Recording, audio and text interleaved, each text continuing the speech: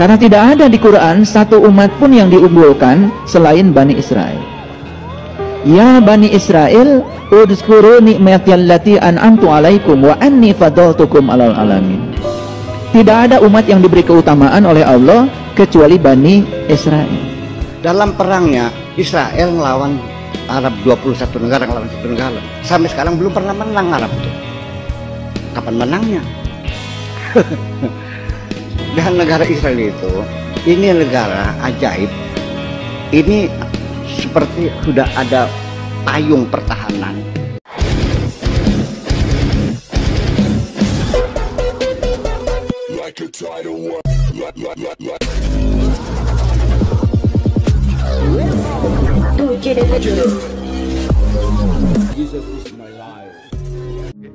Hamas ini keluarnya si Ismail Haniyah itu.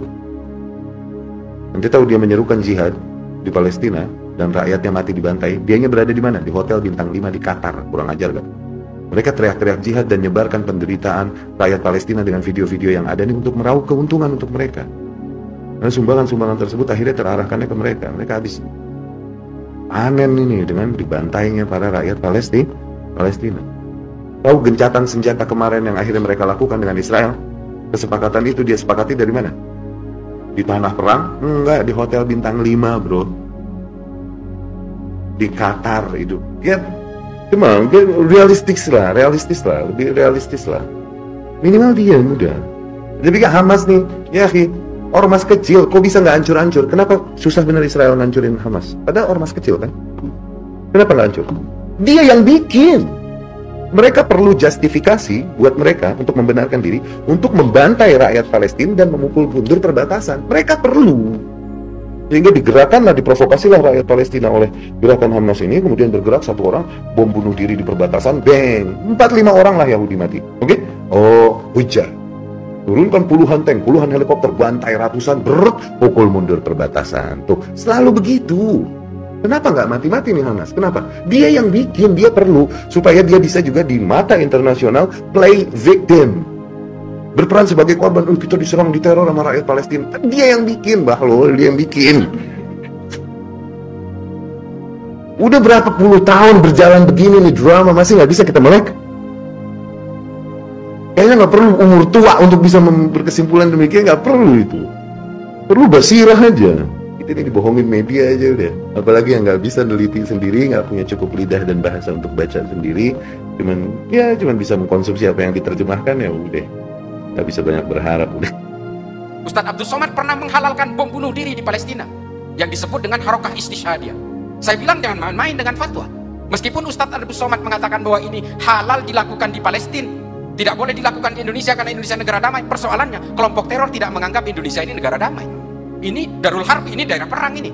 Dan terbukti pelaku bom Katedral Makassar di dalam handphonenya itu ditemukan videonya Abdul Somad ketika berfatwa tentang bom bunuh diri halal sebagai harokah istishhadiyah. Saya protes, jangan main-main Ustadz dengan fatwa ini.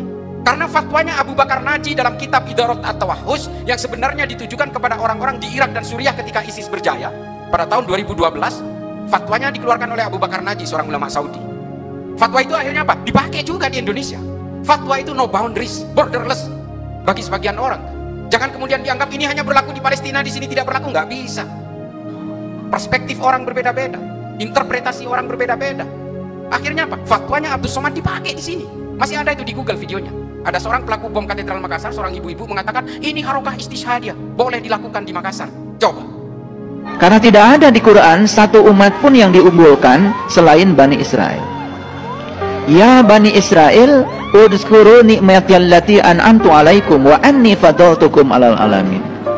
Tidak ada umat yang diberi keutamaan oleh Allah kecuali Bani Israel. Makanya Bani Israel ini adalah kelompok manusia yang sudah diberi nikmat. Bukan sama Israel dan Palestina. Kalau saya simpel aja tuh. Simpel aja. Nah, itu berunding yang baik itu saja. Nah, kalau saya berunding, mereka Israel aja salah. Lah, saya salahnya di mana? Kalau dia nembak orang salah, tapi apa Hamas juga gitu loh. Terhadap orang Israel sendiri dengan mereka melemparkan apa itu peluru dan roket-roket ke pemukiman Yahudi, apa tidak bisa mematikan orang juga. Ada yang nanya kepada saya, lah kenapa kok itu kok tidak mau menganggap ada nggak mau berbeda dengan Palestina? Saya karena Hamas nggak mau mengakui nggak mau mengakui Israel, ini apa masalahnya? Karena ada sengketa yang lama sekali sampai sekarang, bahwa menurut Israel Yerusalem itu ibu kota mereka, menurut orang Arab bukan. Nah, itu masalahnya. Nah, kenapa kita tidak mau mengetahui yang sebenarnya persoalannya di situ? Jadi bukannya apa-apa ya. Nah, yang susah itu kan Hamas itu sebenarnya berbohong. Seperti sekarang ini sebelumnya seolah Israel yang salah, dia tidak, padahal tidak benar, dia juga salah. Kalau kita mau objektif dari awal lah, yaitu bangsa Palestina dan bangsa Syria, Lebanon, itu bukan orang Arab, nah, itu orang Fenisia. Jadi ada bangsa Yahudi, bangsa Fenisia, bangsa Arab, macam-macam. Nah, ini cara kita mau melihatnya ke belakang sampai demikian.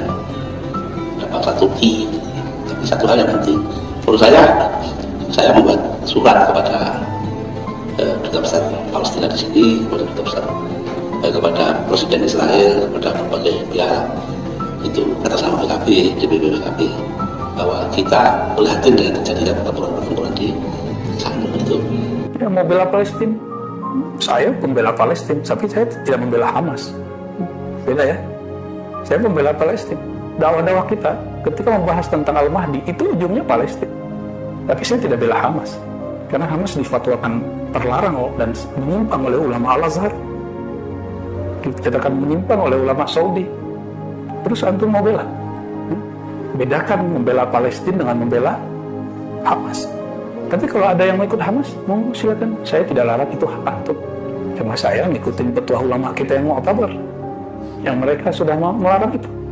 Di Saudi jika ada imam masjid resmi negara menyanyikan lagu-lagu Hamas dan lagu-lagu Ikhwan, langsung dipecat. Itu beberapa syekh sudah dipecat. Saya tidak sudah sebut namanya karena mereka masih hidup. Di Indonesia memberikan kebebasan, ya. Hamas, tahu nggak Hamas siapa? Nggak tahu kan? Kita tahunya Palestina. Ya, karena kita kadang-kadang donasi, kita nggak tahu donasi ke siapa. Saya suka Bapak Ibu hobi donasi, tapi pastikan donasinya ke siapa. Kalau kita donasi ke lembaga yang diakui oleh pemerintah. Jadi tolong pengurus masjid jangan sampai harta-harta yang diberkahi Allah ini kemudian salah jalur. Salah satu tokoh dakwah itu ngirim dana ke Suriah. Yang nerima siapa? Kelompok teroris. Ya. Hamas itu dulu sempat berpolemik dengan presiden yang lama, Yasser Arafat. Yasser Arafat ini ingin mencari titik temu yang menguntungkan bagi masyarakat Palestina. Dan menurut beliau setelah lama berjibaku dalam hal ini, jalurnya cuma damai. Tapi kelompok Hamas menolak. Karena bagi Hamas, siapapun yang berdamai dengan Israel berarti dia anti-Israel. Nah, ini logikanya sudah nggak nyambung. Hamas kemudian sampai hari ini menganggap siapapun Muslim Palestina yang ingin damai dengan Israel itu anti-Israel dan boleh dibunuh. Jadi begini, orang Israel itu mengklaim mereka itu tanah air mereka karena Nabi Musa pernah tinggal di situ 40 tahun. Dijawab oleh orang Arab, Nabi Musa ke situ tuh adalah tersesat. Kalau orang tersesat, bagaimana mengklaim itu tanah airnya? Jadi mengklaim tanah air tersesat itu nggak bisa dong. Ya kan gitu. Nah, Israel ini kan anak cucunya Nabi Yakub. Nabi Yakub itu namanya Israel, itu Nabi Yakub itu namanya Isra. Makanya surat Isra itu konon katanya surat Bani Israel namanya. Sehingga surat Al-Isra itu di dalamnya adalah berbicara tentang Bani Israel. Makanya suratnya Al-Isra gitu. Itu namanya Israel, itu nama Tuhan. Jadi itulah asal usulnya. Selama dalam perjalanan sejarah bangsa Yahudi atau Bani Israel ini selalu terlunta-lunta dan selalu dinistakanlah.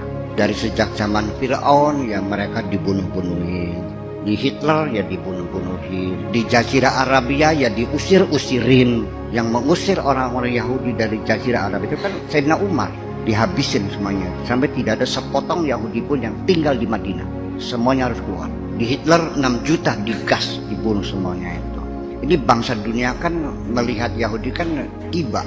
Jadi berdirinya negara Israel sekarang ini itu apakah ada kaitannya dengan Yahudi, apakah dengan Bani Israel, ataukah itu ideologi baru yang disebut Zionisme. Nah, Zionisme itu muncul pikiran dari seorang wartawan Yahudi namanya Herzl. Dia bercita-cita ingin mendirikan Zion. Zion itu adalah sebagai tempat benteng, namanya bahasa Arabnya Sohyun, bahasanya Zion. Nah, jadinya Zionisme itu adalah satu paham radikal mereka mendirikan satu negara. Waktu itu negara Arab terbagi, ada yang dijajah Perancis, ada yang dijajah Inggris. Yang dijajah Perancis itu bagian Afrika Utara, ini justru jadi panjang ya, seperti Maroko, Aljazair, Tunisia itu nih.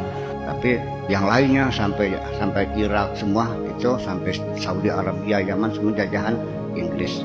Nah, Herzl itu akhirnya menemui seorang menteri luar negeri Inggris namanya Balfour namanya.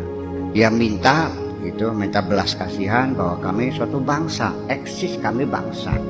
Kami tidak sama dengan Armenia, kami tidak sama dengan Kurdi, kami tidak sama dengan Arab, kami tidak sama dengan Egypt, kami ras kami Yahudi. Kami ingin mendirikan negara. Di mana negara yang dibangunnya? Terserah. Kami hanya minta sebidang tanah sekecil apapun. Katakanlah seperti negara Nauru ya. Yang hanya negaranya hanya sekitar berapa kilometer lah, paling kecil sekali di sebelah sananya Solomon Island ya, dekat Afrika sana, dekat Australia ya. Sekarang lagi bangkrut negaranya. Itu penduduknya hanya 14.000 orang. Dulu kaya raya, sekarang udah bangkrut lagi. Mereka minta pulau atau apapun, terserah Inggris mana saja.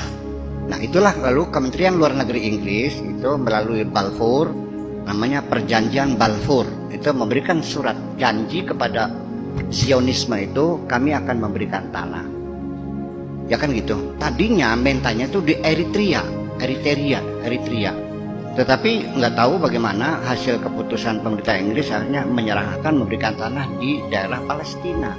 Karena di situ ada cikal bakal, ada kaitan sejarah, yaitu adanya Haikal Sulaiman, sinagog Sulaiman juga di situ, kerajaan Daud juga di situ. Nah, maka akhirnya diberilah sepotong tanah yang hanya berapa ribu hektar lah, hanya Tel Aviv sekitarnya itu. Sekarang menjadi besar itu mereka beli dari rakyat Palestina. Beli, saya mengerti beli, tapi kan ada tekanan politik karena waktu itu kan masih dijajah oleh Inggris. Kayak kita zaman dulu kan dibeli katakan, tapi kan dibeli sewenang-wenang kan, betul nggak? Gitu, oke beli, sampai sekarang menjadi Palestina. Nah, begitu dapat ini, mulai bergerak mereka mencari dana. Karena orang Yahudi itu dari orang-orang kaya di Amerika, di mana-mana.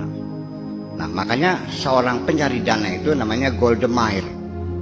Golda Meir itu seorang perempuan Yahudi, dia yang mencari dana sampai cukup dana dan berdirilah negara Israel. Maka dialah Perdana Menteri yang pertama kali, namanya Golda Meir. Oke? Jadi sekarang persoalannya setelah Inggris pergi, menjadi persoalan berikutnya. Negara Palestina pun belum ada, etnis ada, tinggal di situ. Disitulah dua berdampingan. Dunia menghendaki negara itu sama-sama adanya equality, bahwa Palestina negara merdeka, Yahudi Israel juga negara merdeka. Tetapi kan Israel juga kan tidak nyaman ada negara Palestina yang ada di sampingnya, sedangkan tanahnya kan terkotak-kotak menjadi susah kan, ada bagian sana, ada bagian sini, kayak Berlin Barat, Berlin Timur, adanya di mana kan gitu. Sebetulnya resolusi PBB itu sudah ratusan, lebih dari 290 resolusi PBB mengatur berdirinya negara Palestina itu, sampai sekarang menjadi persoalan. Lalu gimana yang kalah dalam perangnya? Israel melawan Arab, 21 negara melawan 1 negara, sampai sekarang belum pernah menang Arab itu. Kapan menangnya? Dan negara Israel itu, ini negara ajaib. Ini seperti sudah ada payung pertahanan. Tidak mungkin ada pesawat luar bisa masuk Israel. Nggak mungkin. Karena itu mereka sudah ada payungnya. Tidak akan mungkin ada pesawat siapapun bisa masuk. Rudal nggak bakal masuk. Ya, jadi sangat kuat sekali. Dan Anda salah mengatakan Israel berfoya-foya korupsi. Nggak ada. Israel itu negara demokrasi sekali, gimana sembarangan lagi. Iya, salah paham. Jadi levelnya berbeda. Jadi sekarang mah orang Palestina pengennya Israel dibubarin berdiri Palestina, yang nggak bisa dong. Ini de facto di sini negara sudah, Israel sudah mendapat pengakuan PBB, Palestina pun sebagai pengakuan sebagai hak otonomi sementara. Nah, perundingan ini masih terus macet, belum pernah selesai. Tapi nantinya sih inginnya dunia itu ya sudah, Israel negara merdeka, Palestina juga negara merdeka.